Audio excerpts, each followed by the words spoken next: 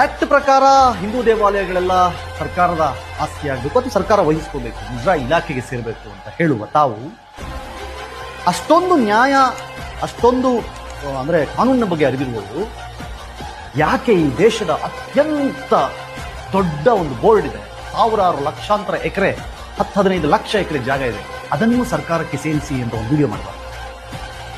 ಯಾವ ಬೋರ್ಡ್ ಅಂತ ನಾನು ಹೇಳಲ್ಲ, ಯಾಕಂದ್ರೆ ನನ್ನ ವಿಡಿಯೋ ಡಿಲೀಟ್ ಆಗುತ್ತೆ, ನನಗೆ ಇಷ್ಟ ಇಲ್ಲ. ಕಿರಿಕೀರ್ತಿ, ಈಗಷ್ಟೇ ಹುಟ್ಟಿರೋ ಬಚ್ಚ ಅಲ್ಲ ನೀನು, 14 ವರ್ಷದ ಮುಂಚೆನೆ ಹುಟ್ಟಿದ್ಯಾ ಅಲ್ವಾ? 14 ವರ್ಷದ ಹಿಂದೆ ಅದೇ ಧರ್ಮಸ್ಥಳ ಗ್ರಾಮದಲ್ಲಿ, ಇನ್ನೊಂದ್ಸಲ ಕೇಳು, ಅದೇ ಧರ್ಮಸ್ಥಳ ಗ್ರಾಮದಲ್ಲಿ ಸೌಜನ್ಯ ಅನ್ನೋ ಹೆಣ್ಣು ಮಗಳ ಅತ್ಯಾಚಾರ ಕೊಲೆ ನಡೆದಿರುವ ಘಟನೆ ರಾಜ್ಯಾದ್ಯಂತ ಹೋರಾಟಗಳು, ಪ್ರತಿಭಟನೆಗಳು ನಡೀತಾ ಇದ್ರೂ ನಿನ್ನ ಕಿವಿಗೆ ಬಿದ್ದಿಲ್ವಾ?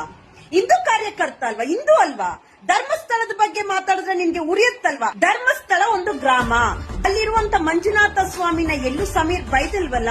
ನಿನಗೆ ಕಾಮಾಲೆ ಕಣ್ಣಿಗೆ ಕಾಣೋದೆಲ್ಲ ಹಳ್ದಿ ಅನ್ಸುತ್ತಲ್ಲ, ಅದಕ್ಕೆ ಅನ್ಸುತ್ತೆ ನೀನ್ ಹೆಂಡತಿ ನಿನ್ನ ಬಿಟ್ಟು ಹೋಗಿದ್ದು.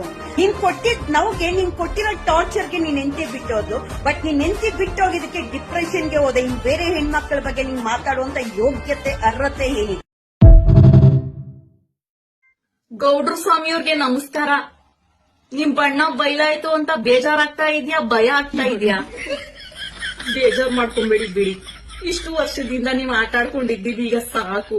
ನಿಮ್ಗೂ ವಯಸ್ಸಾಗಿದೆ, ನಿಮ್ ಕರ್ಮ ಪಾಪಗಳು ಸ್ವಲ್ಪ ತೊಳ್ಕೊಂಬಿಡಿ. ದೊಡ್ಡ ನಮಸ್ಕಾರ, ರೆಡಿಯಾಗಿರಿ.